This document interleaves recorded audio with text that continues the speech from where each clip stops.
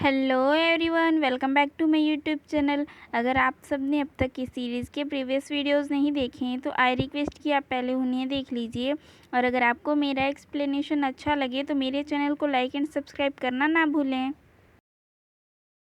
Episode की शुरुआत में हम देखते हैं कि शॉटन और मोलिन-चैन टेलीपोर्ट होकर एक अजीब सी जगह पर आ जाते हैं, जहां वो लोग चारों ओर देखते हैं तो सब कुछ ही अलग होता है। आसमान में भी दो सूरज चमक रहे होते हैं।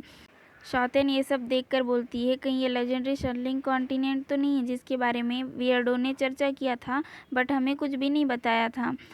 फिर मोलिन-चैन को समझ आता है कि उसकी लाइफ सिर्फ 25 ईयर्स की होगी। इसका मतलब यह था कि डोंगियो एम्पायर में वह सिर्फ 25 ईयर्स तक ही रहेगा। इसके बाद वो दोनों आगे जाने लगते हैं और उस कॉन्टिनेंट के मेन गेट पर पहुंचते हैं, जहां पर दो सिपाही होते हैं। उन्हें रोक लेते हैं और उनसे उनका आईडी मांगते हैं। बिना आईडी के अंदर जाने नहीं दे रहे होते हैं। वो लोग बोलते हैं कि उनके पास कोई भी आईडी नहीं है, कोई भी पास नहीं है।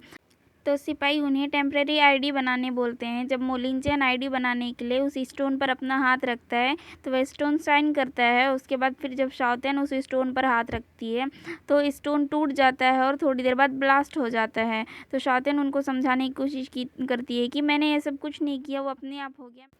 उस स्टोन के टूटने की वजह से इस इविल मास्टर को पता चल जाता है कि शॉटन और मोलिन-चैन इस कंटिनेंट में आ गए हैं। तो वो अपने सिपाहियों को ऑर्डर देता है कि जाओ उन दोनों को मार दो।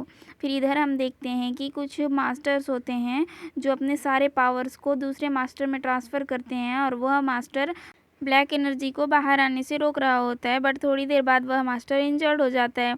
तभी वहाँ पर ली चुनशे आ जाता है और उसे सेव करता है और उसकी जगह खुद जाकर बैठ जाता है। उसके बाद वह ब्लैक एनर्जी को बाहर आने से रोक लेता है। फिर सारे लोग उससे बोलने लगते हैं कि एल्डर मास्टर अब बहुत समय बाद दिख रहे हो, एल्डर मास्टर अब बहुत समय बाद आए हो। फिर वह एक मास्टर बोलता है उससे कि एल्डर मास्टर आप बहुत समय बाद वापस आए हो, शायद आप बहुत अच्छी खुशखबरी लेकर आए होगे। तो ली चुनशे उसे बताता है कि हाँ, मैं एक खुशखबरी लेकर आया हूँ। मैंने सोल सप्रेसिंग ऑर्ब के मास्टर को ढूंढ लिया है और वह अभी यहाँ पहुँच ही गया होगा। इधर हम देखते हैं कि मेन गेट के पास उस इविल मास्टर के सोल हंटर्स आ जाते हैं और वो लोग मोलिन-चैन और शॉटन पर अटैक कर देते हैं। तो उनसे मोलिन-चैन और वो दोनों सैनिक ही बहुत ही बहादुरी से लड़ाई करते हैं, बट वो दोनों सैनिक एक एक करके मारे जाते हैं। उसके बाद मोलिन-चैन उनसे बहुत ही अच्छी तरीके से लड़ता है, बट वह भी लास्ट में इंजर हो जाता है। यह देखकर शॉटन को बहुत ही ज़्यादा गुस्सा आता है और वह अपना सोल स्ट्रिंग फ्लूट निकाल कर बजाने लगती है। उस फ्लूट की आवाज़ की वजह से सोल हंटर्स के सिर में दर्द होने लगता है।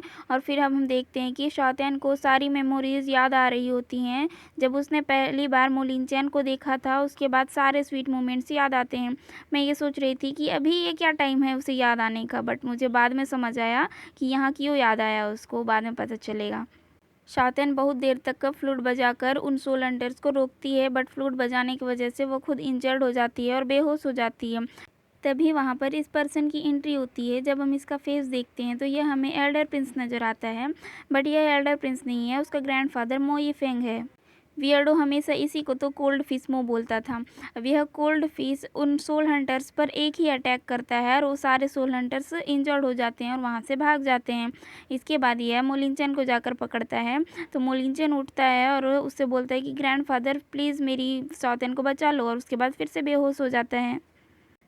आगे जब शॉटन को होश आता है, वह खुद को नई जगह पर पाती है। वह जैसे ही अंगड़ाई लेने की कोशिश करती है, उसकी पावर्स की वजह से बगल में रखा हुआ फ्लावर पॉट टूट जाता है और सैनिक उसकी आवाज़ सुनकर अंदर आ जाते हैं। वह सैनिकों से पूछती है कि ये कौन सी जगह है, मैं कहाँ पर हूँ। तो उनमें से एक सैनिक उसे बताता है कि तुम मो फैमिली में हो। शॉटन उनसे पूछती है कि मेरे साथ जो आया था वो कहाँ पर है। तो उनमें से एक सैनिक उसे बताता है कि उसका ट्रीटमेंट चल रहा है, चीफ उसे ठीक कर रहे हैं। उनमें से दूसरा सैनिक उससे बोलता है कि तुम उससे क्यों बता रहे हो, चलो यहाँ से। शॉटन बोलती कि वो मेरा हस्बैंड है, मुझे उससे मिलना है, बट वो लोग नहीं मानते और डोर क्लोज कर देते हैं। शॉटन अंदर से चिल्लाते ही रहती है। फिर शॉटन एक टेबल के पास जाकर बैठ जाती है। वो दोनों सैनिक बाहर से बात कर रहे होते हैं और शॉटन को वहाँ पर सुनाई दे रहा होता है। उनमें से एक बोल रहा होता है कि ये छू फैमिली की है, पता नहीं हमारे लिए क्या प्रॉब्लम खड़ी कर देगी, तुम उससे क्यों बात कर रहे थे। तो दूसरा सैनिक बोलता है मुझे नहीं लगता कि छू फैमिली के सारे मेम्बर्स डेंजर होते हैं, शायद ये अच्छी होगी। शॉटन सोचने लगती है वो दोनों सैनिक तो रूम के बाहर हैं, वो मेरे से इतने दूर हैं, बट मुझे इतने पास कैसे सुनाई दे रहा है, कहीं मैं ट्रांसफॉर्म तो नहीं हो रही हूँ ना।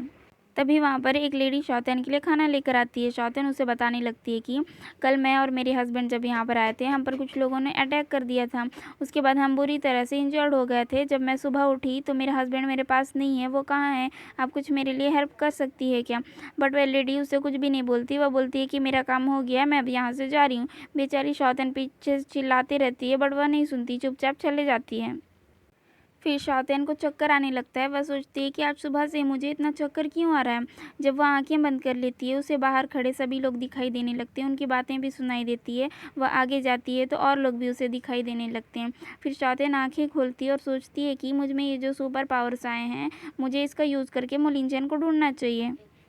फिर शौतेन अपने सुपर पावर्स का यूज़ करके वहाँ से आगे जाने लगती है और देखती है ये सारे लोग उसे दिखाई दे रहे होते हैं। बाहर जो सोल हंटर्स घूम रहे होते हैं वह भी उसे दिखाई देते हैं। फिर जब वो आगे जाती है तो एक जगह उसे मोलिंचन दिखाई देता है, जिसे कुछ लोग ट्रीटमेंट देकर ठीक कर रहे होते हैं। जब उसके पास जाने की कोशिश करती है तो सामने वह कोल्ड फिश आ जाता है। वह अपने हैंड से उसे ढकेल देता है और वैसे ही शौतेन की आंखें खुल जाती हैं। शौतेन सोचती है कि अभी जो कुछ मैंने देखा है उसका एक मैप बनाऊंगी और उसके थ्रू मैं मोलिंचन को ढूंढने जाऊंगी। जब वह मैप बना ही रही होती है तभी वहाँ पर कोल्ड फिश आ जाता है। उसे देखकर शौतेन सोचने लगती है कहीं ये एल्डर प्रिंस तो नहीं है। फिर वह उससे पूछती है आप लेट एम्पेरर हो क्या? तो बोलता है हाँ तुमने सही पहचाना, मैं लेट एम्पेरर मोलिंचन का ग्रैंडफादर मो यीफेंग हूँ और इस कॉन्टिनेंट में मैं मो फैमिली का चीफ हूँ। शौतेन उससे बोलती है कि मुझे बिलीव नहीं हो रहा है, आप अभी तक भी जिंदा हो। आप इतनी यंग दिखते हो कि आप मोलिंचन के ग्रैंडफादर ने उसके ब्रदर लगते हो। तो वह बोलता है कि ये सब कल्टीवेशन पावर्स की वजह से हुआ है। तुम भी कुछ टाइम बाद इसे जान जाओगी, क्योंकि तुमने जब सोल स्ट्रेंग फ्रूट को बजाया था तुम्हारे अंदर जो सोल सप्रेसिंग ऑर्ब था वह एक्टिवेट हो गया है। अब तुम में बहुत ही ज़्यादा सुपर पावर्स हैं। तो शौतेन बोलती है क्या मुझ में सुपर पावर्स आ गए हैं? मेरा फ्लूट कहाँ है? तो वह उसे फ्लूट देता है और उसे बोलता है कि तुम्हारे लिए यही अच्छा होगा कि तुम चू फैमिली के मैनुअल्स को मो फैमिली में यूज़ मत करो। तो वह बोलती है क्या है ये चू फैमिली और मो फैमिली? तो कोल्ड फिश उससे बोलता है क्या अब तुम अपना सरनेम भी भूल गई हो? तुम चू फैमिली की एक डिसेंडेंट हो और यह पैलेस मोलिंचन का रियल हाउस है। शौतेन उससे बोलती है कि मोलिंचन कहाँ पर है, वह कैसा है, मुझे उससे मिलना है। तो ये कोल्ड फिश उससे बोलता है कि तुम अभी उससे नहीं मिल सकते हो, बहुत ही ज़्यादा इंजर्ड है। एल्डर्स सब उसको ठीक करने में लगे हुए हैं, अगर तुम अभी उसे मिलोगी तो प्रॉब्लम हो जाएगा। तो शौतेन उससे बोलती है क्या उसके 25वें साल में जो प्रॉब्लम आने वाली थी वो अब तक ख़त्म नहीं हुई है? क्या मुझे लगा वो अब तक ख़त्म हो गई होगी। तो वह बोलता है कि एक बहुत ही लंबी स्टोरी है। तो शौतेन बोलती है कि मुझे जानना है इसके पीछे क्या राज छिपा हुआ है। फिर वह कोल्ड फिश उसे बताता है कि जो विल तुमने मोलिंचन से रिलेटेड डोंगियो एम्पायर में देखा था वह विल मेरा नहीं था, वह विल मेरे बेस्ट फ्रेंड लॉर्ड लिंचन का था। वो लॉर्ड लिंचन इस कॉन्टिनेंट का एक फेमस डॉक्टर और काइंड पर्सन था। फिर हमें 100 ईयर्स पहले का फ्लैशबैक दिखाया जाता है। तब इस कॉन्टिनेंट में चू फैमिली और मो फैमिली एक दूसरे के कट्टर दुश्मन होते थे। तब यहाँ पर वॉर चल रहा होता है। लॉर्ड लिंचन मो फैमिली का फ्रेंड होने की वजह से इस वॉर में इन्वॉल्व हो जाता है। चू फैमिली के लोग लॉर्ड लिंचन को मार देते हैं। जब तक वहाँ पर कोल्ड फिश पहुँचता है तब तक लिंचन मर चुका होता है। तो कोल्ड फिश थोड़ी देर बहुत ज़्यादा रोता है। उसके बाद वह अपने पास से एक लकड़ी के बोतल टाइप के किसी चीज़ को निकालता है जो शाइन कर रहा होता है। उसके बाद वह लिंचन के सोल को उस बोतल के अंदर डालता है ताकि सही टाइम आने पर वह रिबर्न हो सके। इसे ही कोल्ड फिश आगे विल बोलेगा। फिर उसके पास से एक पाउच टाइप की किसी चीज़ को लेता है। अभी प्रेजेंट में वो शौतेन को दिखाता है कि मैंने इस चीज़ को 100 ईयर से संभाल कर रखा है ताकि मेरा फ्रेंड मुझे दोबारा से मिल सके। वह आगे बताता है कि जब चू फैमिली और मो फैमिली के बीच वॉर थम गया, वह इस कॉन्टिनेंट से बहुत ही दूर डोंगियो एम्पायर में चला गया। वहाँ पर वह उस एम्पायर का पहला एम्पायर बना। उसने शादी की और फिर बच्चे पैदा किए। उसके बाद जब उसके ग्रैंड बच्चे भी होने लगे और जब मोलिंचन का बर्थ होने वाला था, उसने चीची पिल्स के थ्रू लॉर्ड लिंचन के सोल को मोलिंचन की बॉडी में डाल दिया। और जब मोलिंचन का बर्थ हुआ, किस्मत से मोलिंचन की बॉडी के स्ट्रक्चर और कैपेसिटी लॉर्ड लिंचन के पावर्स को हैंडल करने लायक था। बट लॉर्ड लिंचन के सारे मेमोरीज सील्ड थे, तो इसलिए उसने मोलिंचन को एक न्यू बॉर्न बेबी की तरह बड़ा किया, एक नॉर्मल बच्चे की तरह बड़ा किया।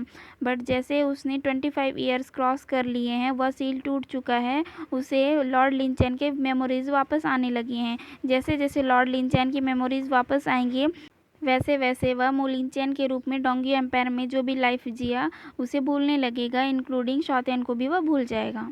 तो शातेन बोलती है मैं उसकी वाइफ हूँ, मोलिनचैन मुझे नहीं भूल सकता, वो ऐसे कैसे मुझे भूल जाएगा, मैं उसके पास जा रही हूँ। तो गोल्डफिश उसे बोलता है कि तुम उसे अभी डिस्टर्ब नहीं कर सकती, अगर तुमने अभी ऐसा किया तो उसकी जान को खतरा हो जाएगा। तो शातेन बोलती कि मैं मोलिनचैन की वाइफ हूँ, मेरे लिए मोलिनचैन की लाइफ से ज़्यादा इंपॉर्टेंट कोई भी चीज़ नहीं है। अगर वह मुझे भूल भी जाए तो भी मुझे चलेगा, बट वह ज़िंदा होना चाहिए। ठीक है, मैं अपने मोलिनचैन को आपको देती हूँ, बट जब उसकी मेमोरीज़ वापस आ जाएंगी और वह पूरी तरह से ठीक हो जाएगा, मुझे मेरे मोलिनचैन को वापस कर देना, क्योंकि मैं मोलिनचैन की वाइफ हूँ और उस पर सिर्फ मेरा ही हक है। आगे लू चिनसुई शौतेन से मिलने आता है। शौतेन उसे देखकर बोलती है ओल्ड वियर्डो, तुम यहाँ क्या कर रहे हो? चलो, मोलिनचैन की जान खतरे में है, हम उसे बचाने चलते हैं। बट वियर्डो उसे बोलता है कि नहीं, हम अभी उसे बचाने नहीं जा सकते, अभी उसकी जान खतरे में है, बट वह कोल्ड फिश उसे मरने नहीं देगा, उसे प्रोटेक्ट करेगा, तुम टेंशन बिल्कुल भी मत लेना। वह बोलता है कि किसी भी चू फैमिली के मेंबर का मो फैमिली के घर में होना बहुत ही खतरनाक है, चलो तुम मेरे साथ यहाँ से भाग चलो। बट वह बोलती है कि मैं मोलिनचैन को ऐसे डेंजर में छोड़कर नहीं जा सकती, उसकी जान खतरे में, मैं यहाँ से कहीं भी नहीं जाऊँगी। तभी वहाँ पर डोर पर सैनिक खटखटाने लगते हैं कि अंदर कौन है, दरवाज़ा खोलो, दरवाज़ा खोलो। फिर वह उसे चू फैमिली का मैनुअल देता है और बोलता है कि तुम इसके थ्रू अपने कल्टीवेशन पावर्स को बढ़ा सकती हो, तुम यह करते रहना, मैं बाद में तुमसे मिलने आऊँगा। फिर वह दरवाज़ा खोलकर बाहर जाता है, जहाँ पर बहुत सारे सैनिक उसे घेर लेते हैं। तो वह सारे सैनिकों को स्टैचू बना देता है और वहाँ से भागने लगता है। बट भागते टाइम वह कोल्ड फिश से टकरा जाता है और यह एपिसोड यहीं पर ख़त्म हो जाता है।